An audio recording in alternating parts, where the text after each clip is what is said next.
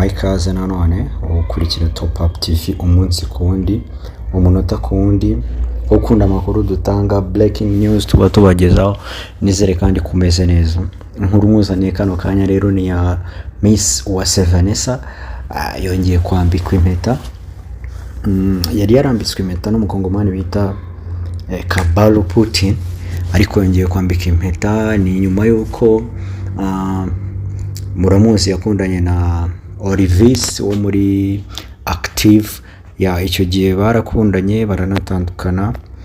Yareka inkuru rero nyikuramburire neza wumve nawe ukuntu bimeze. Miss Uwase Vanessa wari umaze imyaka 3 yambitswe impeta n'umusore wari waramusabye ko bazabana karamata, ariko akaza kuyikuramo nyuma yo kubona ko bidashoboka. Yongeye kwambikwa impeta n'uwo bari mu rukundo mu ijoro ryo kuwa 27 Nzeri 2024 nibwo abinyujije ku mbuga nkoranyambaga Miss Vanessa yabwiye abamukurikira inkuru y'uburyo yasohokanye n'umukunzi we azi ko bagiye kuganira bisanzwe,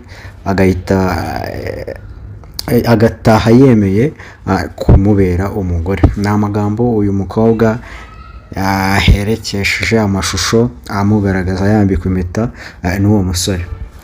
Miss Vanessa na Dylan Ingenzi n'uwo wamwambitse impeta kuri ino nshuro biyemeje kurushinga nyuma y'igihe bari mu rukundo, ndetse mu minsi ishize uyu mukobwa n'umukunzi we babatirijwe mu mazi menshi mu itorero rya Zion Temple kwa Gitwaza. Miss Vanessa yambitswe impeta na Dylan Ingenzi nyuma y'igihe bari mu rukundo binjijemo nyuma yuko muri 2023 uyu mukobwa yeruye ko umusore bari bamumaranye igihe batandukanye.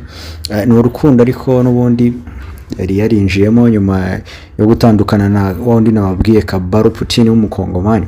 Yari umukire cyane wanamwambitse impeta mu 2019 baza gushyira akadomo ku nkuru y'urukundo rwabo muri 2021. Uyu nawe bari batangiye gukundana nyuma yuko Miss Vanessa yari amaze igihe atandukanye na Olivis wamenyekanye mu itsinda rya Active nkuko nabikubwiye before. Muri inkuru yabo abayibuka barayibuka. Miss Laisa Vanessa Uwase ni umukobwa wambitswe ikamba y'igisonga cya mbere cya Nyampinga mu Rwanda mu mwaka wa 2015. Ndizera neza ko iyi nkuru ikugezeho, then kora subscribe kugira ngo n'izindi nkuru zigiye zitandukanye ujye uzibonera ku gihe. Murakoze.